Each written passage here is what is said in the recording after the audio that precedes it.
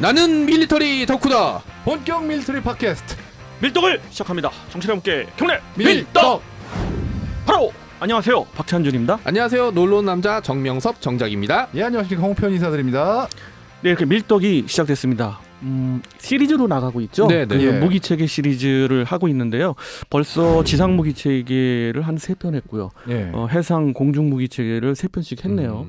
그래서 이제 계속해서 이어나가고 있는데 이번 시간에는 모처럼 이제 다시 그 항공 무기체계, 항공 플랫폼으로 나가보겠습니다.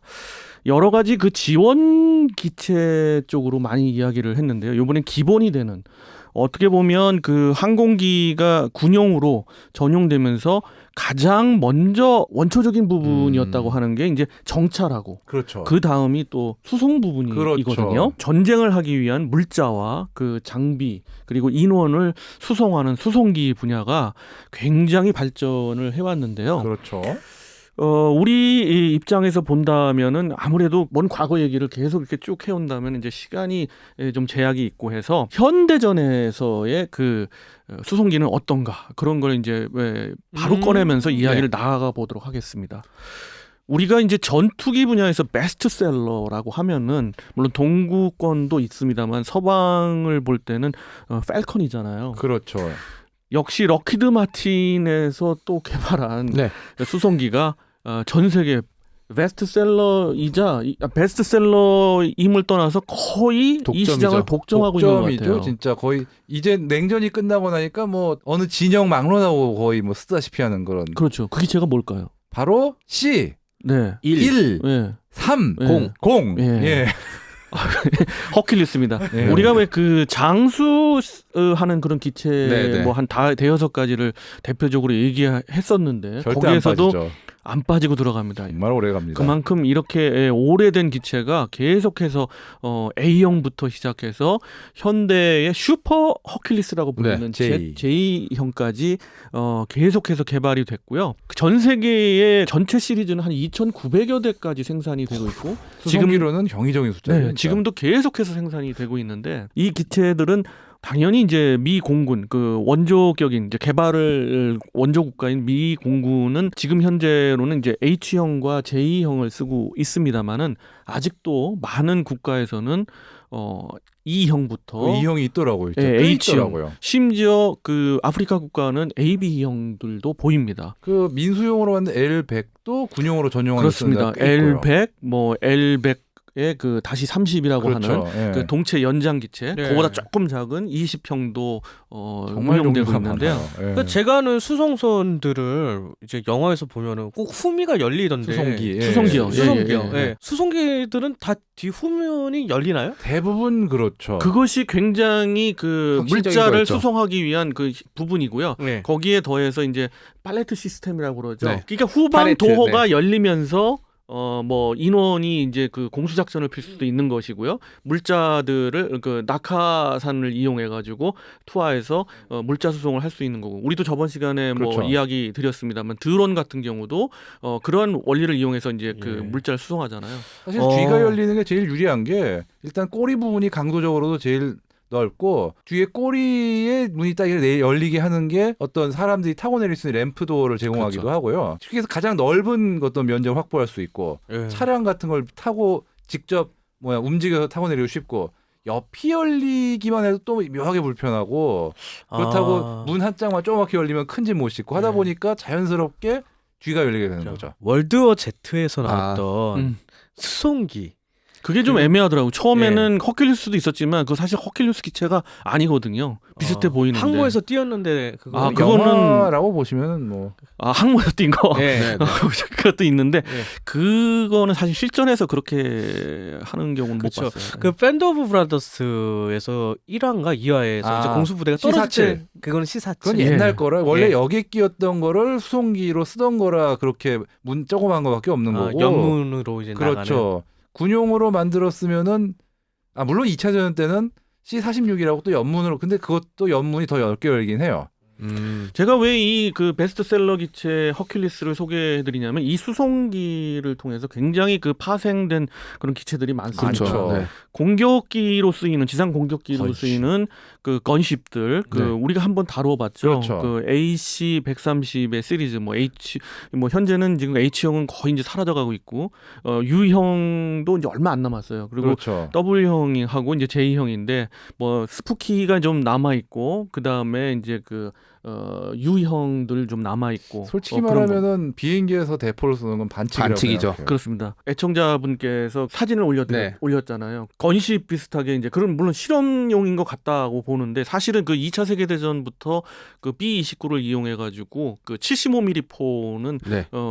발사를 했거든요. 그렇죠. B-25. 그렇습니다. 예. 거기에서 미첼이죠. 그 예. 미첼 폭격기에서 이제 그 착안돼 가지고 그거에 맞는 수송기를 아까 말씀하셨던 그 C-47부터 해 가지고 그 C-130의 계열기가 그래서 나온 거고요. 또 하나는 뭐 그 특수작전 기체들. 그렇죠. 그렇죠. 급유도 할 수 있는데 헬기를 주로 특수작전을 하잖아요. 그렇죠. 근데 그 헬기를 급유할 때는 고도가 낮아야 되고 좀 더 속도가 느려야 돼요. 느려야 그렇죠. 되니까 C-130 경우에 상당히 유용성이 있거든요. 그래서 급유기를 소개해드릴 때 일부러 소개를 안 드린 게 이 시간에 한번 소개해드리고 싶어서 말씀을 좀 드렸고요.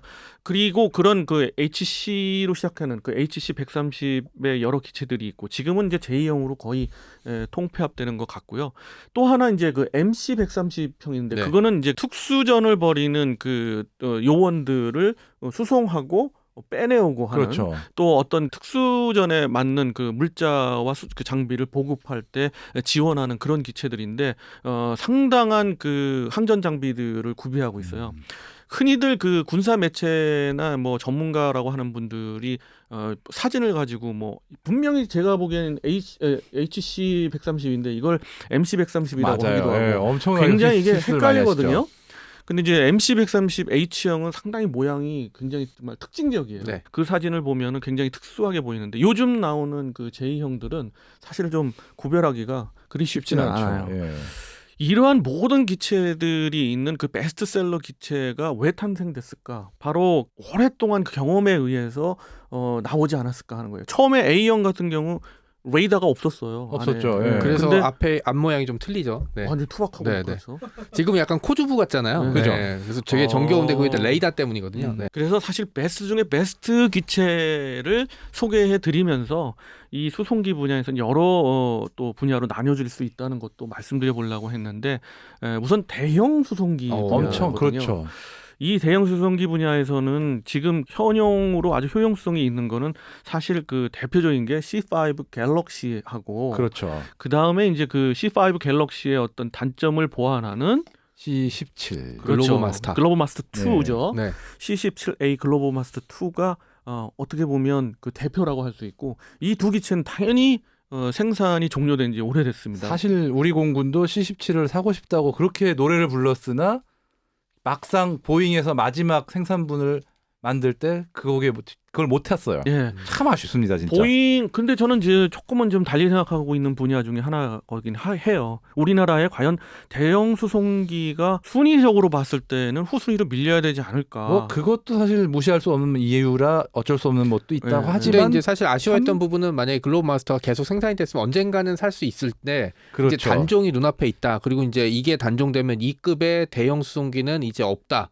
라는 것 때문에 이제 많은 사람들이 좀 아쉬워했었죠. 맞습니다. 예. 군용 수송기 시장에서 그런 그 대형 기체로서 엄청난 성능을 발휘하고 있는 글로마스터 2를 마지막 생산 열 때까지도 우리가 이제 그 확보를 못했던 그렇죠. 그런 아쉬움이 있는데 그게 공군이 또 우린 필요 없어 그랬으면 모르겠는데 그 무렵에 굉장히 아쉬워했거든요. 그렇습니다. 또 참 장거리 아쉽습니다. 수송 또 전략 수송을 위해서는 그 기체가 필요했는데 하필 또 그때가 우리 해외 파병이 많았던 때라 네. 그때 있었으면 굉장히 요긴했었을 텐데 참 다만 아쉽습니다. 그 예산의 제약이 있는데도 불구하고 해외 파병만을 위해서 그 글로벌 마스터 2를 쓴다는 것이 난점이었죠. 근데 이건 있더라고요. 그 공군 쪽에서 들어본 얘기가 해외에서 어떤 그 정밀 미사일 같은 걸 도입할 때 그 수송편 확보가 굉장히 애매하다. 왜냐하면 탄약류는 맞습니다. 그거지 않습니까? 그 폭발물이다 보니까 이 보험이나 이런 거 문제 때문에 미군 수송편을 늘 의존할 수가 없고 타이밍상 그렇다고 민간 수송편 수배도 굉장히 어려워서 그거 하나 때문에 시간이 지연되고 그런 경우가 허다하다. 네. 그렇기 때문에 또 비용도 굉장히 많이 들고 그렇습니다. 그래서 만약에 자체 공군 수송기 C-17 같은 게 있으면은 그냥 딱 가가지고 몇십 톤 실어가지고 딱 와주면은 땡인데 아쉽다 그런 얘기는 많이 하더라고요. 그렇습니다. 그런 그 없어서의 아쉬움은 뭐 당연한 거고요. 그렇죠. 그러나 이제 그 여러 가지 그 외부 환경 요인과 선택에 대한 어떤 부분이 있는 거죠. 지금 국방 예산 정도였으면 구매하는데 뭐 완전 무리하거나 그러진 않았겠죠. 사실 가능성은 우리 흔히 얘기하는 우리 수비 범위에 들어온 거긴 한데 뭐 지금 못 사니까 뭐. 그렇죠. 네. 그리고 C-17 글로벌 마스터 2를 운영하는 국가를 보더라도 각 국가에서 정말 필요로 해서 운영을 하지 뭐 어떤 특정 분야 때문에 그 운영하는 경우는 근데 그래서 아랍에미리트는 얘네가 왜 샀는지 좀 이해가 안 되긴 해요. 얘들은 무기를 수집하는 어떤 그런 것 같아요. 그 진짜. 왕자가들이 그러니까 아빠 저거 사줘 하면 이렇게 사는 것 같아요. 그러니까요. 네. 예. 아빠 저거 수송기 알았어. 람보르기니 페라리 그래서 모으듯이. 예, 대형 수송기 분야에서는 그렇게 운영하는 국가가 많지도 않고요. 한 9개국, 10개국 정도에 불과합니다. 그래서 중형 수송기 분야가 그렇죠. 결국 중요한 거고요. 그런 중형 수송기의 베스트셀러가 허큘리스인데 이슈에도 다뤘습니다만 우리 모 업체에서 이제 수송기 분야에 도전해 본다 하는 거가 있는데 근데 그 수송기 스펙이나 이런 거에 대해 구체적으로 얘기가 좀 나왔었나요? 지금 얘기가 나오는 게 얼추 딱 보니까 C130J 같은 거를 국산하고 싶다라는 거더라고요. 거의 요구하는 스펙이 아주 가까워요. 하긴 뭐 공군에서는 그 정도 필요하면 그 정도 요구하겠죠. 그리고 네. 그거를 기초로 터보 프롭이나 터보팬으로 엔진을 바꾸고 뭐 주익을 후테이크로 해서 그거보다 조금 더 센 어떤 KC390급도 또 만들고 싶다. 어디요? 대한항공이요? 아니요, 카이. 자, 이 부분은 뭐 그전에 이제 그 소개를 드렸기 때문에 특별하게 언급은 않습니다만은 예. 허큘리스의 그 마켓 쉐어를 보았을 때 거길 뚫기가 쉽지 힘들죠. 않거든요. 어느 국가는 그걸 그 자국의 그 항공기로 운영 안 하고 싶겠어요. 그렇죠. 그러나 여러 가지 측면에서 도입이 훨씬 더 낫기 때문에 그렇게 됐고 허큘리스를 따라가려면 상당한 그 그러면은 어려움이 있을 것 같아요. 일본이 C1을 가와사키, 만들고 또 C2를 만들긴 했으나 그럼에도 불구하고 그들은 그들대로 C130J를 수입했고 그 다음에 또 문제가 C130J는 아니고 C130 H지, H하고 맞아. 그다음에 예, R을 수입했죠. 그렇죠. 예. 그리고 그 C2의 수출은 어떻게 됐냐? 죽을 쓰고 있습니다. 그러면은 우리는 만들면 허큘리스를 이기려면은 이 비행기 이름을 제우스 정도로 해야 되겠네요. 그냥 좀 올림푸스? 우리식으로 나가죠. 뭐 환웅 뭐 이렇게. 네. 카오스. 네. 근데 이게 많은 분들이 간과하는데 영화나 드라마에서 수송기는 그냥 그 영화의 비장함을 더하는 재물이었죠. 그렇죠. 맨날 격추되고 맨날 격추당하고 부서지고. 주인공의 고난을 더해주는 무기예요. 뭐 수송기 그렇죠. 타고 이제 끝났어요. 이렇게 갑자기 뭐 미사일 터지고 이래서 막 바다에 떨어지고 막 낙하산 타고 떨어지고 하는 심지어 장면. 추락한 네. 거 되살려서 다시 탈출해야 되고. 그렇죠. 그런데 사실 전쟁을 보게 되면 유명한 얘기 있잖아요. 로마군은 곡괭이로 이긴다. 그런 얘기도 있고 보급이라든지 이런 거에 대한 중요성을 얘기하는 뭐 거거든요. 군대는 위장으로 전진하는 그렇죠. 거 로마군에서 처음 나왔죠. 그렇죠. 그런 식의 얘기들이고 군대가 전쟁을 잘 하려면 눈에 보이지 않는 분야들인데 저는 그 첫 번째가 이 수송 분야라고 생각합니다. 어떤 군대도 먹지 않거나 보급을 받지 않고 싸울 수는 절대 안 없거든요. 되죠. 예. 특히 요즘같이 탄약류서부터 많은 장비들 뭐 이런 것들이 필요한 시기에는 보급이 제때제때 되지 않으면 전쟁에서는 결코 승리할 수 없는 거죠. 그렇습니다. 항공 수송의 경우 괴링의 그 만행도 있었습니다만은 그렇죠. 어찌 됐든 지금 그 항공 수송이 굉장히 중요하고 특히 여기서 전술 수송이 중요합니다. 그렇죠. 전술 수송이라 하면 바로 중형 수송기를 말하고 이 중형 수송기 시장에 있어서 거의 80~90%의 마켓 시어를 차지하는 게 허큘리스고요. 경량급의 어떤 연락기 수준과까지 다 포함하더라도 한 20% 수준의 마켓 시어를 차지하고 있는 것이 허큘리스입니다. 그래서 다른 그 수송기들은 범접을 할 수 없는 수준의 그런 그 기체고요. 69개국에서 현재 운영하고 있고 뭐 정말 많이 한다. 어지간한 국가는 다 있습니다. 그렇죠. 예. 심지어 미국의 적국이었던 리비아도 운용했습니다. 아, 그럼요. 이란도 운용하고 있고요. 그러네요. 네. 네. 그리고 뭐 용도도 다양하게 사용했고. 네. 네. 그럼 우리나라는 지금 현황이 좀 어때요? 우리나라는 그 총 16대가 있고요. 우리나라에는 수송기 분야의 뭐 운영기 대수가 적다 그러는데 이런 정도의 영토를 갖고 있고 이런 중심 환경에서 16대 그냥 단순하게 그 대수만 보더라도 상위 그룹에 속해 있고요. 우리 기체는 아직까지 그 수명이 좀 남아 있기는 합니다. 그러나 이제 수명이 좀 도래하고 있는 상황이긴 해요. 그렇죠. 일부 기체들은. 네, 그래서 향후에 공군에서도 이제 그런 걸 세우겠지만 기골봉합이랄지 아니면 항전 장비를 교체한다든지 그런 계획들은 있습니다. 네. 예. 그럼 박 의원님께서 만약에 좀 더 도입할 수 있는 능력 갖고 있다. 아하. 그러면은 한 어떤 식으로 좀 도입을 하고 싶은지 한번 묻고 싶어요. 저는 그 주변 환경상 우리가 이제 신속 대응 사단이라고 그래가지고 상당히 애매한 그 단어를 씁니다만은 그 단어의 그 속뜻을 이해하는 측면에서 전략 수송보다는 전술 수송을 할 수 있는 기체들을 많이 도입을 하든지 아니면 뭐 개발해서 하든지 그런 분야 쪽에서 굉장히 그 특화되는 그런 군이 돼야 된다. 그러면은 허큘리스보다는 한 체급 아래 정도로 생각하시는 건가요? 그렇지는 않죠. 허큘리스급은 돼야죠.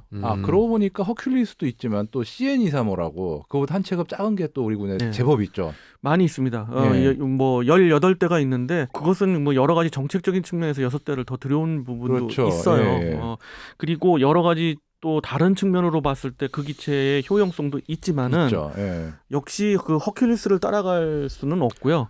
허큘리스 수준의 기체가 우리나라에는 좀 더 보강된다면 좋을 것 같고 이 기체는 그 특히 이제 그 MC-130이라고 알려져 있는 특수 전용 기체가 좀 더 많이 우리나라에서는 필요하죠. 보강이 돼야 일단 된다. 4대는 기존 C135H를 개조해서 곧 전력화가 될 예정이라고 하고요. 도색만 바뀐 게 아니라 그 이전부터 어느 정도의 한정 장비 그리고 그렇죠. 기체를 갖다가 자체 그 보호할 수 있는 수준의 어떤 시스템은 갖췄는데 거기에 이제 항법 장비랄지 뭐 기타 등등의 특수 침투 작전을 할 수 있는 기체로 거듭나야 될 것 같아요. 아직까지는 상당한 좀 부족한 면이 있습니다. 예.